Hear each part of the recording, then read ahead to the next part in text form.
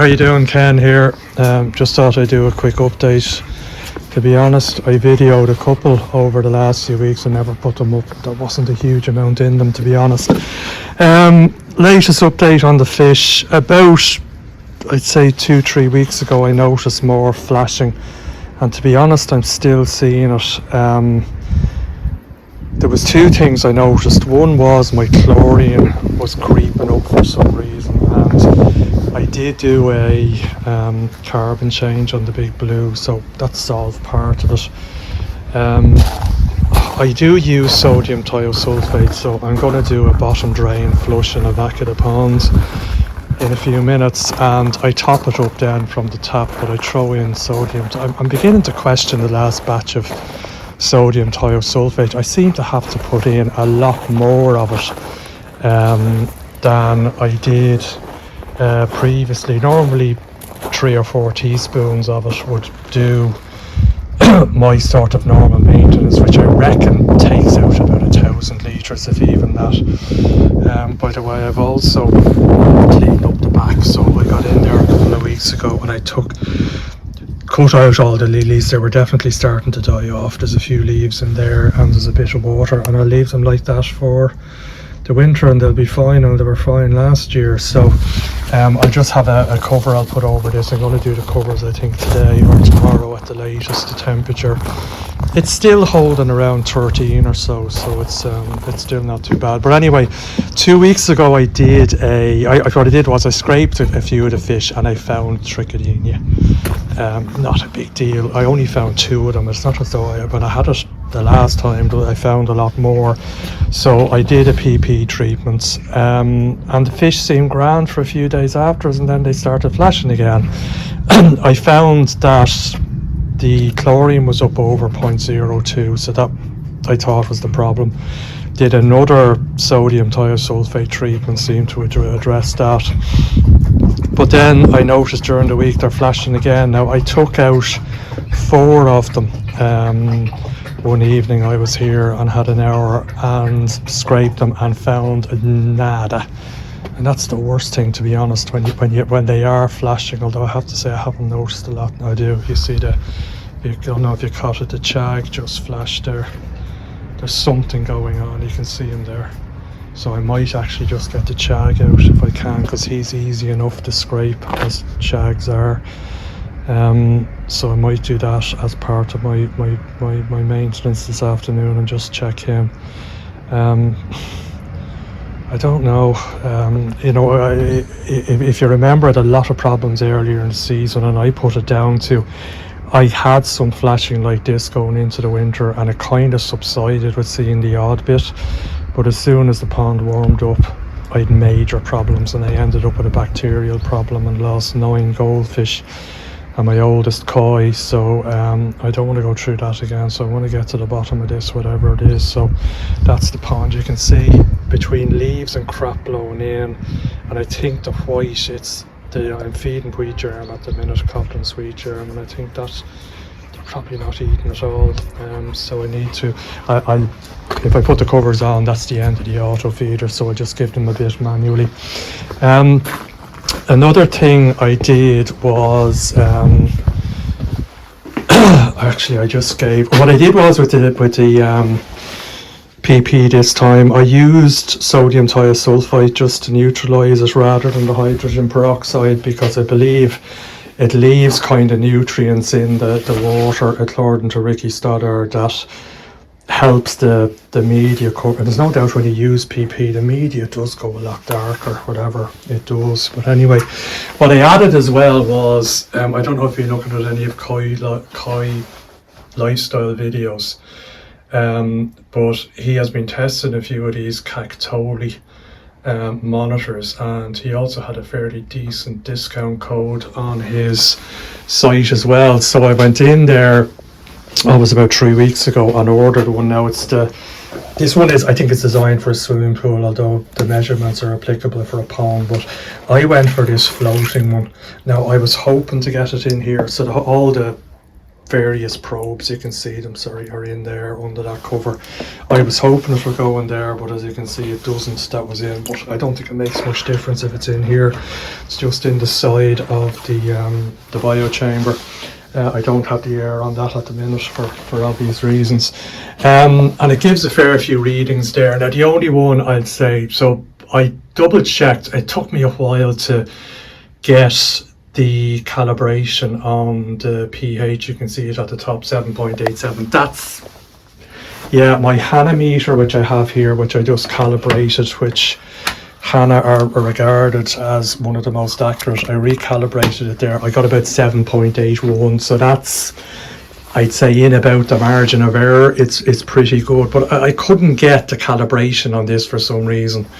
And it took me 2 goes, so I got 2 sets of calibration fluids and I ended up using both of them. But anyway, I'm happy enough where that is. You can order more of them on Amazon. I think they're €20 for 5 sachets of each. It recommends 3-point. I only managed to do 2-point calibration. The temperature, you can see there, it's saying 13.5. My I can't remember the name of the company I got this temperature thing, but it is supposed to be calibrated, so again 0.5. It's not this thing here. Actually, this was my sort of trusty one for the aquariums inside. This is a little, but it's way lower. You know, it's telling me it's 11.5. Now I don't think that's right. It's not that cold. Because the air temperature has been fairly okay, so I think the 13 is around right. It also has total dissolved solids 245. I think you can calibrate that. There's no solution with it. There's ORP, which you can calibrate. I believe that's useful for if you're treating with PP. When the PP is active, it goes up, and when the PP dies down or dies off in its effectiveness, it goes back down again, which is very useful because, you know, any of us use it, particularly new users. It's very hard sometimes to tell whether PP is purple when it's actually active, and when it becomes non-active it turns brown, and if you haven't got the full 4 hours you need to top it up. So this tells you definitively. And there's also something there, EC, I'm not too sure what that is. There's salt 0.02, I think that's about right. The chlorine is 0.1, that is not right. And I know for a fact is, now first of all with that, it's free chlorine, so it's only chlorine in the water. It doesn't count chloramines. Now in Ireland we're told they don't use chloramine, although fish keepers do doubt that from time to time. I think it does get used. I know you do use it in the UK, so that reading is really no use to you. I have the Hanameter, which is total chlorine, which is chloramine as well. I tested yesterday and it came to 0 in the pond, so I'm happy. Now chlorine, the minimum for koi is 0.02. So, and tap water is up around 0.2 or 0.3, it depends on where you live. So that 0.1 is way off. Now, it says in the instructions, if you calibrate TDS and ORP, it also calibrates chlorine. So maybe if I did them more accurately, it might bring that down, but it doesn't. It's not much use, to be honest. You know, I was looking at Blue Lab Guardian, and you know, for temperature and TDS and the pH, I think this is just, it's a lot better value. I mean, I was seeing here shipped to Ireland, the Blue Lab Guardian is about €400. This worked out about €170, about 160, 55, 60 pounds shipped. Now it does ship from Japan. I don't know which way they did it, but I didn't pay VAT or duty on it, so I'm not sure what way it was done, but it just arrived. It took about 3 weeks. I don't know if you order in other countries if they happen to have a source. If it was just for Ireland they ship from Japan, but it did take a bit longer than I thought. The other good thing as well is that it has a phone app. I obviously can't show you that at the minute, but if you look at Koi Pond Lifestyles videos, he does show it. Now it's sort of one of those generic automatic sockety apps, but it does bring up all those readings and shows you trends, so it's quite useful. That's gone up to 7.99, which is not. I don't know why that is. I did move it, in fairness. I did find, by the way, when you put this in, it gives mad readings. It takes a few hours to settle. The same when you calibrate it, and I don't think it takes a reading real time. It takes a reading, it goes into sort of a sleep mode. It's obviously, there's AAA batteries in here. There's 6 of them. It's well waterproofed. But it does take a while, so the fact maybe that I moved it, again, not way up. I always found, I've kept African cichlids for about 20 years. My pH has always been 7.5 to 7.8, fairly nailed on. It rarely moves, the water's moderately hard. But anyway, it is useful. I'll report back on it the next time. I'm just sort of getting my head around it. I did order ORP and TDS calibration fluids, so I'll do those as well and see if I can increase the accuracy. I think it recommends you do pH once every 6 months and TDS and ORP about once a year. But happy with it so far. The app is very useful because that was a big downside of the Blue Lab Guardian. It mentions a Wi-Fi version, but when you look into it, it isn't an app-based something that you can modify. I think it allows you go into the settings of the unit or something, or give data out to a data logger. It's not an app on your phone, and in this day and age, these things should be able to. Now, you can ask yourself, well, what do I do? Obviously pH is one you'd be interested in. I have, an alert if the pH drops below 7. So I've something, where I live, there's definitely something going on if the pH drops below 7. The same with ORP, I have it if it drops below 200. So you can have alerts out these. The only thing is the phone was going mad, obviously, when I was calibrating it, because you get 4, 6 and 10 pH are in or about that, and you put it in the 3 of them, but obviously when it's reading those, the phone's going mad. But anyway, so yeah, I'm just doing the clean up. I did go around the filter with my trusty brush. It, with the PP, after the PP, you get it on the pond as well, this sort of brown slick. You can still see bits of it there, but easy to wash off. I do. You can see there the fish are not eating all that food. I think I'll just turn off the auto feeder and manually feed them. I think that's part of my problem. So I will give it a clean and give the covers. The covers for me take more of a battering around the back of the garage in terms of dirt and dust than they do when they're on the pond during the winter. I'll just turn off my trickle in when I'm cleaning. Ugh. But that's it. Yeah, the Kactoily, happy with it. As I say, I've been impressed with them. Much better value than the Blue Lab Guardian, I think, and they actually do more. Now, people would argue, well, for the price point, it's a cheaper. How accurate is it? Probably accurate enough. The pH, which is, and the temperature, which are probably the two you're most interested in, do seem to be in the ballpark. Interesting that it did move there for some reason. It'll probably settle back down when I move it. But yeah, I'll leave it at that.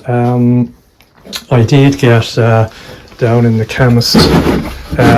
You're supposed to use purified water. I got that. It was €8. It's handy. I've seen in some supermarkets even they sell it purified or distilled water, but they didn't have it. They don't have it in Ireland for some reason, but the pharmacy had it. So that's what they say you use for calibrating. Tap water will throw. Obviously, that's a very sort of neutral pH, whereas tap water will throw it's what it is it's some of them, like the one I got with the Hannah, it's actually liquid in a sachet, so there's no mixing. The one that you get with the Kactoily is actually powder, so you have to mix it with water, but it does say purified water. So I'll leave it at that. If you have any comments, let me know, but otherwise everything going well, bar this scraping thing with the fish that I'll just try and keep on top. And I don't like doing treatments. If I find something like Costia or Chillo, I'll definitely do. I have a start treatment for formalin and mackerel FMG, and I'd have to order some more. If it does turn out to be still trick, although trick is easy to trick. It is, yeah, trick. It's easy to treat, you know. Most people will say you can use FMG. The thing is with FMG, it takes about a week to 2 weeks to do a full treatment, whereas the PP is over in 4 hours. You know, it should get trick in one go, and I didn't find any. So anyway, I'll keep looking. But I'll leave it at that. If you have any comments, go to Kai Pond Lifestyles channel and have a look at his recent videos. He does a good review of this one and the setup of it, so I won't do it. And he does have that discount code. I think it's about 15 or 20% off. So if you're thinking of one, it's well worth getting that discount code, because I brought it down, I think, from 195 or something down to 75 or 170, I think. So it was well, and that, I think that included shipping as well. So it was, you know, for what it is, it's fairly good value. Oh, by the way, you do need Wi-Fi. So obviously to use the app, this does connect to Wi-Fi. So I know, I can't remember the guy's name on Kai Pond Lifestyle, but he did have Wi-Fi. I did here a while ago. I have plugs there that I can remotely control my air pumps, and it's just the air pumps, yeah, and the UV. So I have one of those Wi-Fi plugs, and I just have it on my router on the other end, so I get a good signal. That's not on, actually. I wonder, is it? Did I turn that off? I didn't. That's not on. Sorry, that Wi-Fi plug. Yeah, so you can see there 3. For some reason it wasn't on. It's on there now. It generally works fairly well, so that must have been picking up the Wi-Fi. It doesn't pick up the nearest router, and the Wi-Fi is over in the, I think there's one in the Sun Lounge. There might be one there as well, but out through the walls on this wall, they're not great. So that wire plug thing, it actually puts an Ethernet signal through your electric wire system, and you don't get a huge speed, and there are newer ones that are a lot better, but it's by far good enough for these. So anyway, just to say that this thing does need Wi-Fi. It uses, I think, Bluetooth. It connects wirelessly to this, obviously. I think there are other ones that have the black box, you'll see, but they are wired. Now the black box, it's not great for a filter because it needs a certain water level. There's quite a narrowish max and min, and I think with this it would fall below it unless I got it in this end, and I'm not sure. I think it would be too wide. And actually it wouldn't be this end, it would be this end. This is the dirty side. This is the side that stays the level of the pond, but the UV is there. Now that'll be another place. The floaty thing does fit in there, but the UV is there. So now what I might do is just put it there for the winter, because as soon as the covers come on, I leave the UV off. I'll actually take it out of there. I said it was finished and I'm rabbiting on. Listen, I am going to finish, and I will definitely stick this one up. And if you have any questions on the Kactoily, let me know. But as I say, Kai Pond Lifestyle has a discount code, and he has a good review of a few of them he's looked at over the last year or so. All right, talk to you again. Cheers. Hey folks, just a quick addendum to that video, and I'll show you now in a second, but really a bit of a disaster yesterday after I finished doing. So as you can see, the covers are on the pond. That was fine, no issues. Fishies, I did scrape 3 of them and nothing. So I did get the chag out, who you saw flashing in the video. 3 good scrapes, or 4 good scrapes, I think I got. Absolutely nothing. So whatever is causing them to flash, I don't know. But I came out to the filter house yesterday evening. I'll just turn this stuff off, and you will see that on my drum. And what happened was, I was talking about the Kactoily. When I put the covers on, I move the UV. I take it out because I don't use it during the winter months when the covers go on, so I took that out. So I decided then, well, this is probably a better place for the Kactoily sensor, and stuck it in there. Now this is a floating thing. I have it, there's a bit of damp got into it. It wasn't working overnight, but I will dry it out. This was floating, and the level in here doesn't change unless the pond level drops.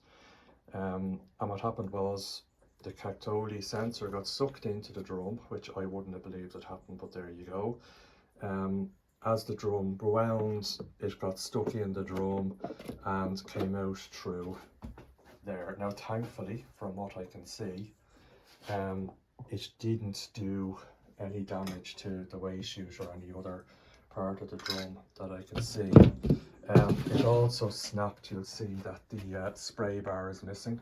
So when the Kactoily sensor was sticking out through here, it caught the sensor or the spray bar and snapped it as it comes through the wall. So you can see the pipe that goes around to the main pump. That's just a valve there, and comes through the wall there. So where is the yoke now? I did have it there a few minutes ago, but it did, and that's gone down there. It's really not my day. No, it's difficult to get that out. So I've got on to DVS directly and asked them to price up some parts. Now, while I don't think the parts will be hugely expensive, you can see there's a lot of damage done as the thing seemed to go round. The seal seems alright. It all seemed to be back up here from what I can see, and this plastic, I think if that's stuck to it, I think that plastic there that broke is part of the seal anyway. The question is though, how do you get this in? Because the drum has to come out. If you saw my videos a while ago on replacing the seal, I was able to undo a hex nut down there, and it allowed me push the drum back enough to do the seal with it in situ.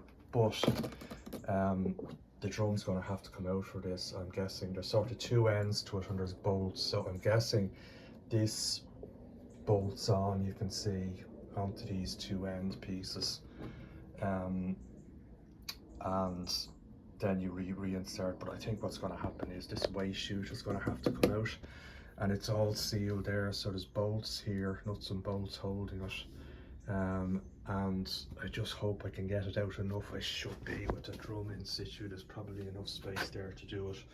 So I need to pull back the drive shaft, which just goes as far as that, and then the drum, you can't really see, there's rollers down there that the drum sits on, so the drive shaft doesn't go through the drum, it just engages us at that end.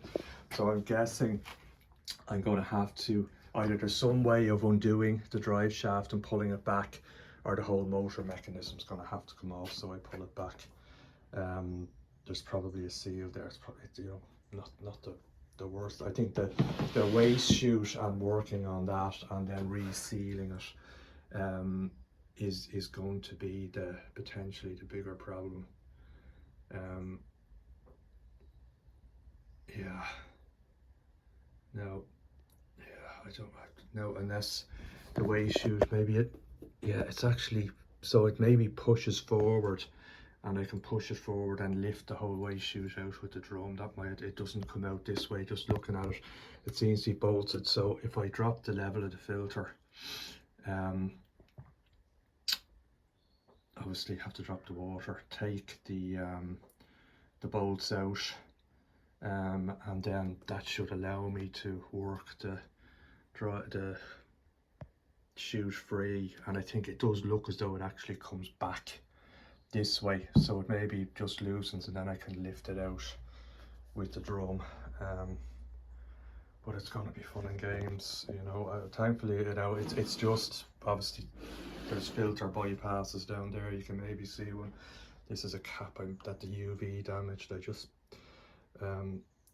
cleaned it up with, or sealed it up again with silicone earlier. I do have two new ones here that I can put in anyway, so thank heavens for, well, the filter would bypass through that anyway.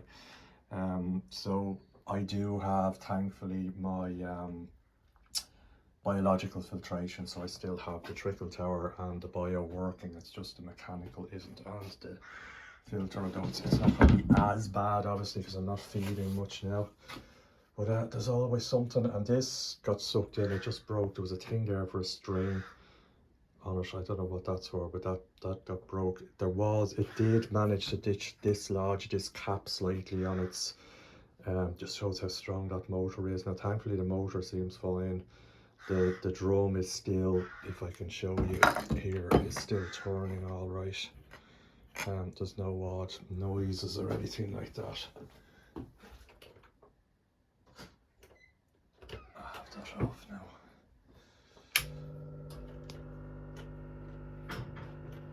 Just give it a second. It is turning all right. Didn't seem to do any damage to the sensor either. Thankfully it could have caught that little, now again, that's only a piece of plastic that screws in. I'm sure I could have got another one of those, but anyway, there's always something, so that's it. If you have any suggestions, if you've ever taken a drum out of one of these things, let me know. But it seems as though, you know, that's the thing when you put these things in, you just don't have the room to work on it. Certainly not on the other side. I'm probably okay there. It's just getting in around here to undo bolts, but I've done worse. So that's the update. Fish, nothing on scrapes. Filter, not great, unfortunately, but probably could have been worse. Shit happens, and I'll just get the parts and I'll let you know how I get on. Cheers.